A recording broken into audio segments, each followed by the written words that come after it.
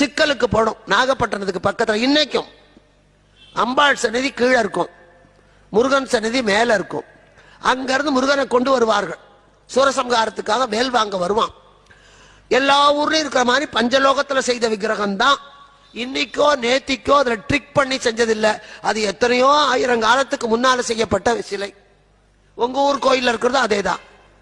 அந்த விக்கிரகத்தை எடுத்துக்கொண்டு வருவார்கள், அம்பாள் சந்நிதியில நிறுத்தி மந்திரங்களை சொல்லி சொல்லி குறுக்கி நடுக்கி சாமியை கொண்டு போவார்கள். அம்பாள் கையிலிருந்து வேலை வாங்கி முருகன் கிட்ட கொடுப்பாங்க. அந்த வேலை வாங்குற போது அந்த செப்பு திருமேனியில முத்து முத்தா வியர்க்கும். யார் வேணா பார்க்கலாம், யார் வேணா பார்க்கலாம். இதுல மூடு மந்திரம் எல்லாம் இல்ல. அது அந்த அர்ச்சகர் அந்த முகத்தை எல்லாம் துடைப்பார், முருகனோட முகத்தை தொடச்சி தொடச்சி அந்த வேல் வாங்கி முடிக்கிறதுக்குள்ள அந்த துண்டு ஈரமா போயிட்டு புழிஞ்சா தண்ணி சொட்டும்.